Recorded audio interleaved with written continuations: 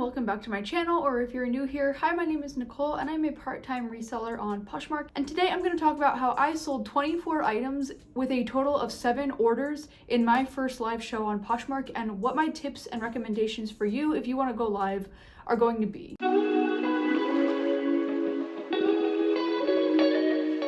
So if you've been on Poshmark for a while, you know that the live shows have been a thing, and a lot of people are wondering how to, draw more people into their shows and really get people to purchase.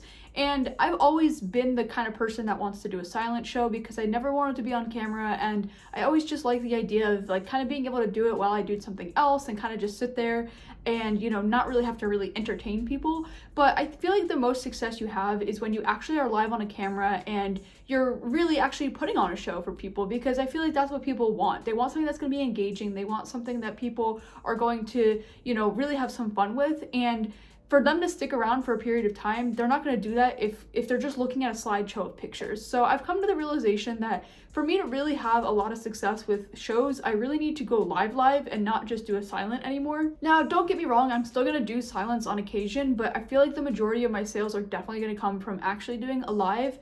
And I think it's just, you just have a bigger audience, and not only that, but more people come into your show when you go live versus doing a silent. So let me actually take you back a few years ago when Posh Shows was really announced, and it was just in its beta phases and it was brand new, and I wanted to try it out. I had done a live on Instagram a couple years back, probably in 2019-2020 timeframe, and I did it with somebody else. I really wasn't sure what I was doing, and it was kind of hard to come up with the prices to calculate of what the shipping was going to be and stuff like that, because it's not through Poshmark if you do it that way. So that was a little tricky, and I didn't really want to keep doing that. And then when Poshmark released the Posh Shows on the app, I was excited because I thought, okay, maybe I could give that a try. So I actually did do that many years ago, probably when it was first released, and it didn't really go that well, and I kind of shut it off after a few minutes because it was just kind of I didn't know what I was doing. I got really nervous. I couldn't really follow the comments that well, so I just ended up getting off within a few minutes, and I don't really think it was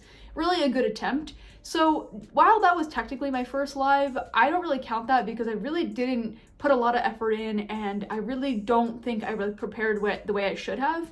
So this time around, I actually went live with a friend of mine who I've been friends with in the community for many years now. Shout out Amy. She has actually asked me if I wanted to go live with her, because now you could do the thing where you can co-host, and so one person really hosts the show and then you can kind of hop on with them, show your items, and go back and forth. And I just think that's better too, especially if you're nervous to be on camera. I really recommend going live with somebody else, because not only is it just easier for you, you also can have a conversation. And that was my biggest thing, is I just felt like I was talking to a screen, and while there was people commenting, it's just a little easier when you actually have someone talking back to you the whole time. And so when she asked me to do a live, this was actually last weekend, I was like, okay, I'm a little bit nervous to be on camera, but at least I'll have somebody else to do it with, and we'll just have a good time. We'll see how it goes.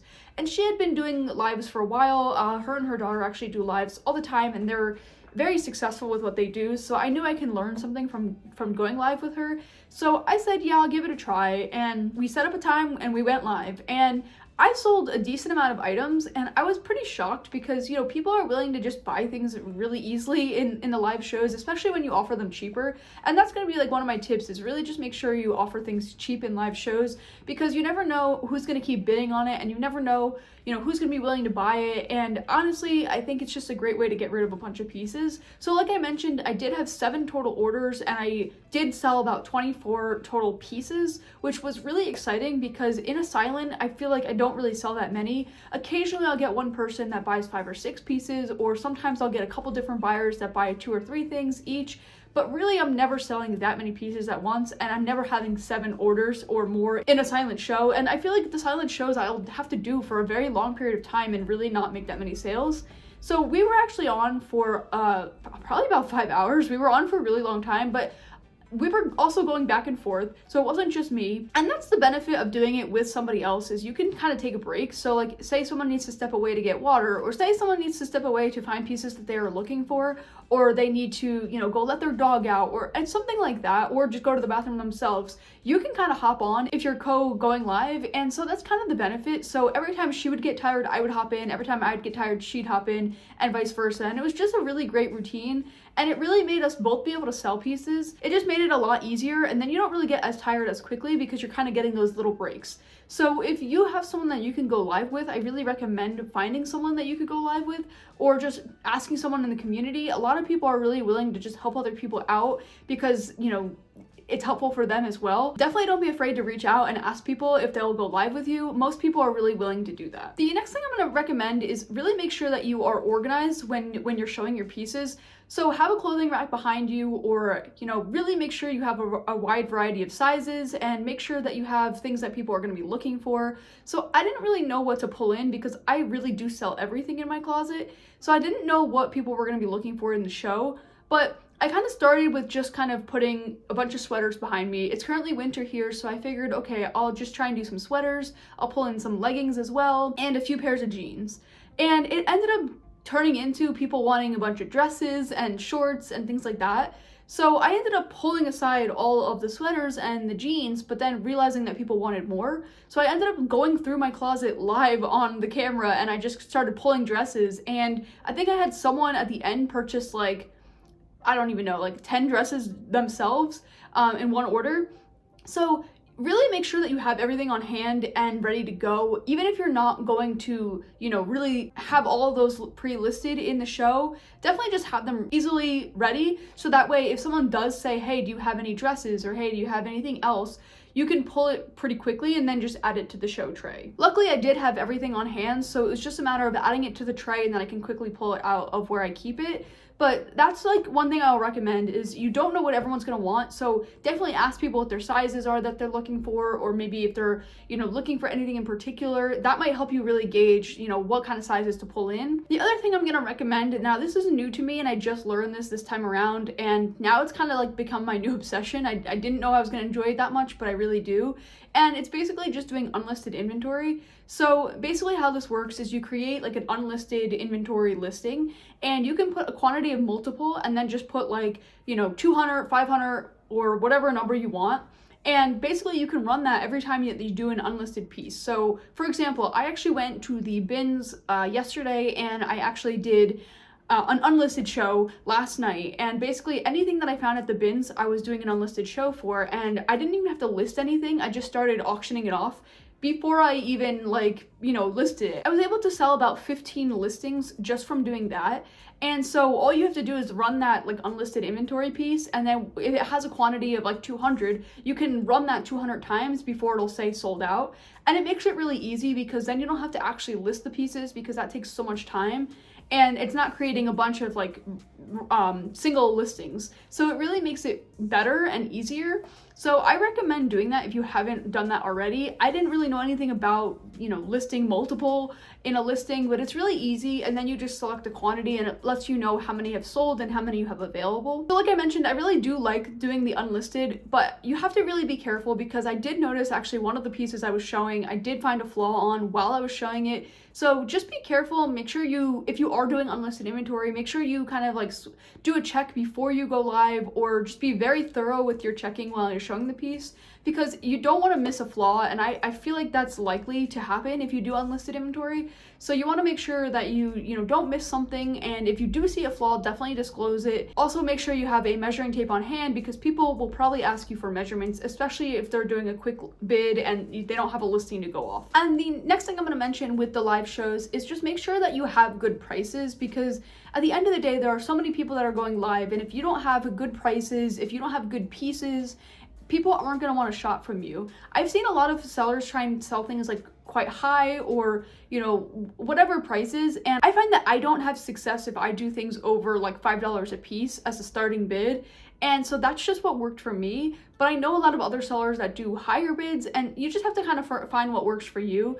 But I recommend having as fair of prices as you can. Typically, people say that they have cheaper prices during their live shows than they do in their closets, and that's kind of the incentive to buy during a live show. But again, just make sure that your prices are fair, because that's going to be the biggest thing that is going to really just, you know, make people want to leave the show. If they see that your prices are too high, they're not going to want to buy the item. And like I mentioned in that last tip, make sure you have good pieces, because again, you want to have pieces that people look for. Now, I actually find that like brand and style and, things like that don't necessarily matter as much when you do a live, because I feel like people are willing to buy things, and as long as it's in their size, they're willing to get it. So I think that doesn't matter as much, but just make sure you have like a wide variety of things, whether that's like plain, more neutrals or any pattern things. I think just having a wide variety is going to really help you have the most success. And make sure you kind of keep an eye on the fact of, if you're making a big bundle for someone, you want to make sure it's not going to go over the 5-pound mark. Otherwise, you will have to cover the shipping later to separate the box into two.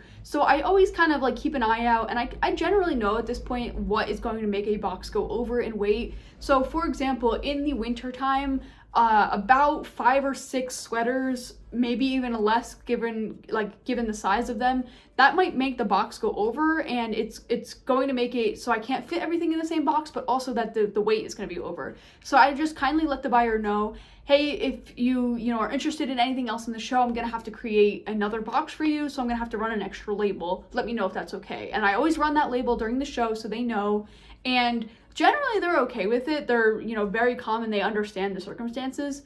But you want to make sure you do that because you want to make sure you get them. Otherwise, you might not be able to get them to purchase it after, and then you're going to have to lose out on the money, because that's $8 right there that you're going to have to cover.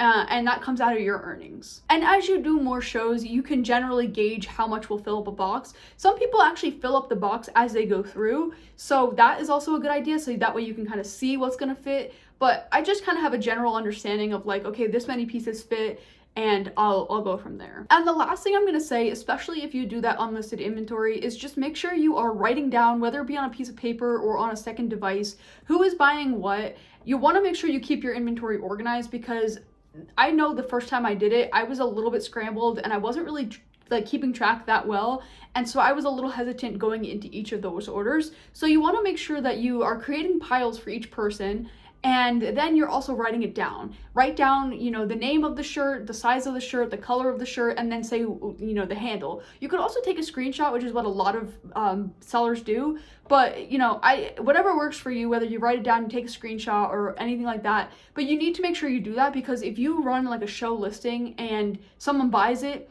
all the show listings are all going to be the same. It doesn't tell you specifically what that item is unless you do a quick list. So there's no way to see it after the show. So that's why you have to write it down during the show, and that can get a little tricky, especially if you're trying to do this on your own.